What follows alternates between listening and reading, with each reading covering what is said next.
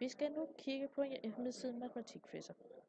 Matematikfisser er en matematikhjemmeside, hvor der er mulighed for at træne forskellige opgaver. Jeg vil nu vise jer lidt om, hvordan vi kommer til at bruge den i hverdagen. Når man logger på Matematikfisser, skal man logge på med Unilogin. Det har jeg gjort her. Man får derefter en startside, som ligner den her lidt. Det vi mest kommer til at bruge fra Matematikfisser, er den del, der hedder Supertræneren. Jeg klikker på den. I Supertræneren er der mulighed for at træne forskellige discipliner på forskellige niveauer.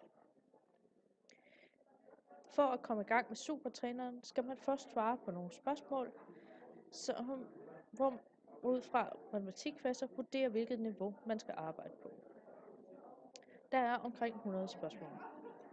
Når man har svaret på den, kommer man frem til, at man kan starte Supertræneren. Supertræneren består af forskellige spørgsmål med både tekst og rent regnestykker. Den vil for hver gang I har svaret, fortælle jer, om jeres svar er rigtigt eller forkert, og svarer I forkert, vil den give jer det rigtige svar. Opgaven her lyder, en familie skal på ferie og køre afsted i en bil med deres campingvogn. For hjemmet kører de først 50 km til punkt A, derefter kører de fra punkt A til punkt B. Der er 380 km, fra punkt B til feriemålet er der 100 km. Spørgsmålet er så, hvor mange liter benzin familien bruger, når bilen kører 10 km per liter. Jeg tror, at svaret er 53, og taster derfor 53. Jeg siger herefter næste. Da mit svar var rigtigt, går den videre til næste spørgsmål.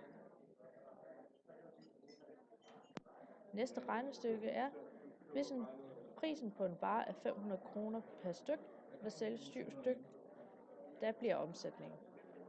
Jeg er ikke helt sikker på, hvad spørgsmålet går ud på, og trykker derfor hjælp.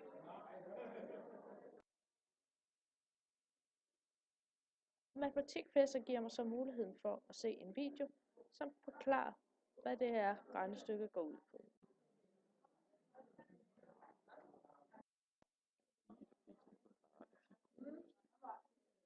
Lad os desuden sige, at der blev solgt 40 stykker af det her.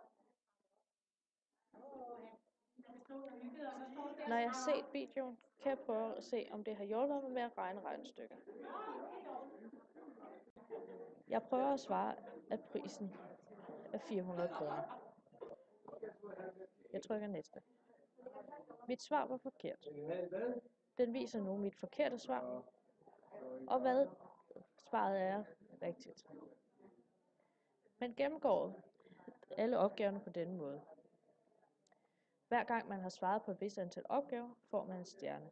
Det gælder om at samle så mange stjerner som overhovedet muligt.